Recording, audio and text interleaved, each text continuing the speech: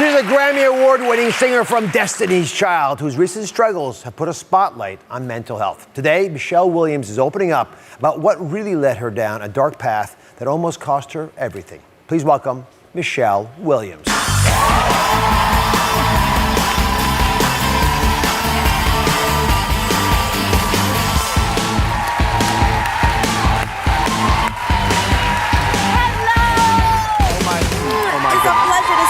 Honor is all mine. So good to see you. Thank you for having me. You look great. Thank you so much. First of all, backstage, they got a shot of your shoes. Yes. We need to do a segment just on shoes so you can tell us medically how they put you in a better mood. They do, though. They do. I think the reason that men are often in a better mood is we're not torturing our feet all day long. I know. Although those are beautiful shoes. I love these as well, but your shoes are really hot. Well, thank you. They're good. And second thing, thank y'all for picking good pictures of me. All your pictures are good. As far as I can tell, I couldn't find a bad one. Thank you. I want to thank you very much. You have spoken out bravely about a challenge that so many people are facing, but just don't talk about.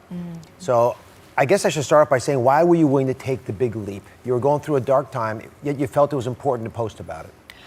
Actually, it was not my plan to post about it. While I was in the mental health facility, my manager got a hold of me and he said, someone just emailed me and the email said, we got our hands on some sensitive information about Michelle Williams. We just want to know if it's correct because we want to report it with respect.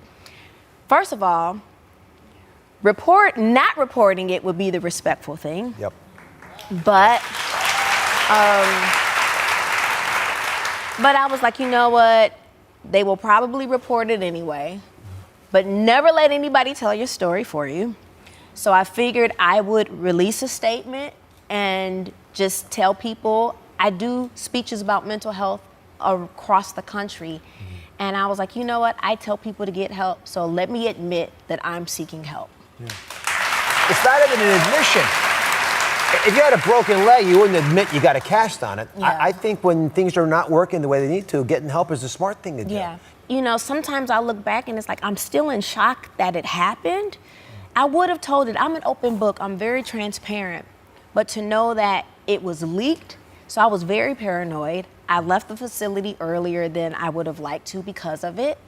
And I figured that is probably why people don't seek help, because of it getting out to people that they're in a institution or, but I don't even want to make it seem like an institution was a bad place. I didn't see anybody in there in a straitjacket. Right. I didn't see anybody in there walking around like they didn't know they existed. When I look around this entire room, when I look at you, it was literally me. It was us. It was us.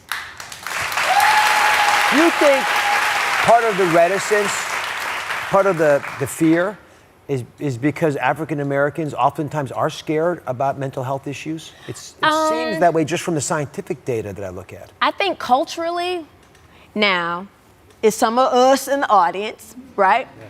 Culturally, aren't we taught do not air out the family business? Okay, clap. Also, probably in every family, so I don't want to just say in African American families, but I know culturally we're taught to pray about it. Don't seek help for a mental health issue. Just pray about it. You're just possessed with demons or something. You need to go to the altar. You need to get some blessed oil, some holy water, whatever it is, and it'll go away. But it's like we don't tell a person that's having migraines every day.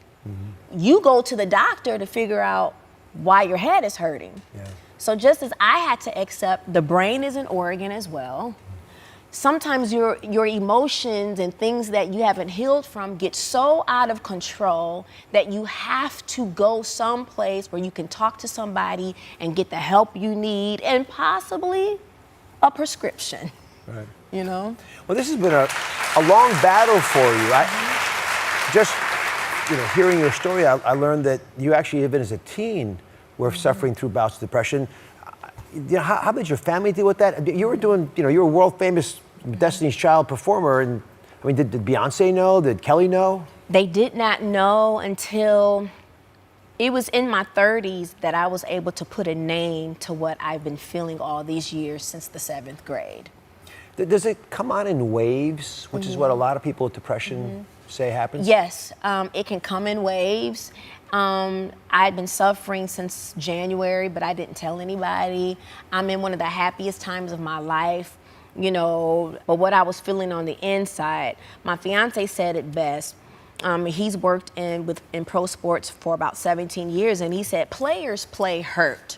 Yeah. Entertainers, we sometimes have to get on stage hurt, a cold, a headache, you know, not feeling our best, and so that's what I had to do. And till it all kind of came crashing down for me, Dr. So your Oz. fiance, who just introduces, you know, Pastor Chad Johnson, he works with different NFL teams, so he's very well respected. A guy who seems to deeply love you. Yeah. You know, you just had this huge reunion at Coachella, and yet there was an element of rage even to what you were feeling. Yeah. How do you reconcile that? What would make you angry? Just, as they say, depression is you're still kind of sad and replaying things from the past. Anxiety is fear of the future. You're worried about the future. So some of my depression is unresolved things from the past. The resentment turns into bitterness, the bitterness, or if it's the other way around, bitterness turns into resentment. Resentment just ultimately leads to depression.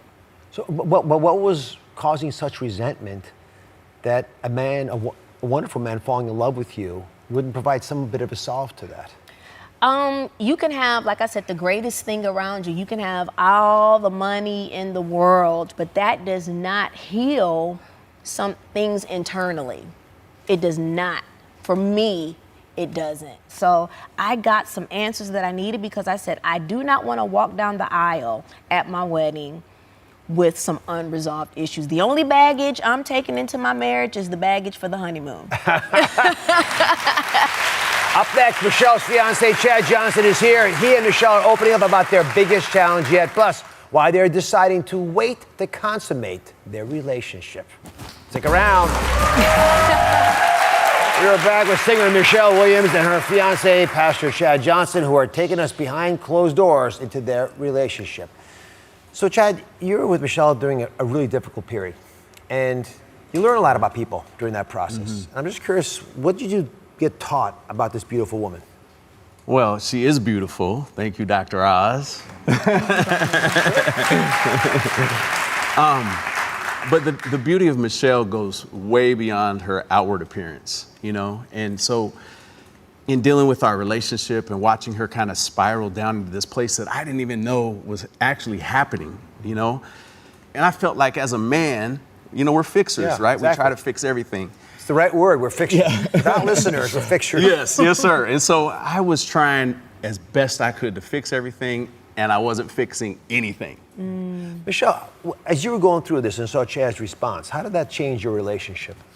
It taught us it taught me to tell him everything about how I feel. Using wisdom, of course. Everything doesn't need to be said, but as it relates to how I'm feeling internally, that could ultimately affect our relationship. I have to say something. So it taught us to really be honest. That's very thoughtful. You said you have to tell them everything using wisdom. Oh, use wisdom, because we don't have to say everything that we're thinking, you know. But what you feel and you need to share. Yeah. So you guys have made this controversial decision. Is it controversial? I think it is. I mean, you're both attractive people. I could see there is a biological desire. You don't want to consummate the marriage. Oh, we're yeah. waiting. We are waiting, and it actually, when Chad and I started dating, he said, sex is not an option. And I had, listen, I breathed, it was a sigh of relief for me because I was like, oh, so you don't desire that. I don't have to do that with you to keep you. Yeah. You know, I didn't feel the pressure. You decided to go public with that, which, again, it's you think it's going to help you as a couple? We went public with that as it relates to the show. Yeah. I mean, on the show, we journey through that whole process now. But for us, and for me specifically, I wanted Michelle to feel that I will be present, available. She has my full attention without, the physical side. So for us to connect spiritually, mentally, and on just different levels that are going to keep us in the long run. So, can I tell you about the proposal for a second? Oh, yeah. The proposal heard around the world. Yeah. How did you pull this off? This is a very smart woman. I'm sure she's watching your every move. You know what I tell her? I say she has to be like the granddaughter of Sherlock Holmes or something, right? Because she can figure out anything. And so I had prepared an entire proposal. I went and visited her family in look at Rockford, these. Illinois, and asked them for their blessing, kept it from her, and then took her up to Pebble Beach, which was the first place that I ever reached out to her. And she gave me, here's a football analogy for you. Please. She gave me the Heisman. And Back then. yeah, she dissed me the first time. And so I said, let's redo the moment. His flirting game was not good. And so we relived the moment, and this time it was forever. And she said yes. Yay!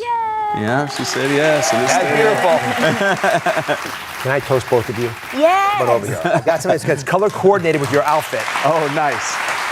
This is going to help you, all right? This is a special marriage mocktail. I Okay. I don't believe you guys drink too much. Okay, well, this you is- know I can't anymore, so. Well, this has got blueberries, which got antioxidants. It's got a little honey sweeten things up, but you got plenty of sweet going on. Okay. But the essence is green tea, which is Okay. always good for stress and managing your lives. I love it. I wish you the Cheers. best. Thank you, and I Dr. know you'll do Oz. great. Thank you, Congratulations. Check out Chad Loves Michelle Saturdays on OWN. God bless you both, my friends. Thank you. We'll be right back. Thank you for watching. Don't forget to subscribe and turn on notifications so you never miss out on new videos to live the good life.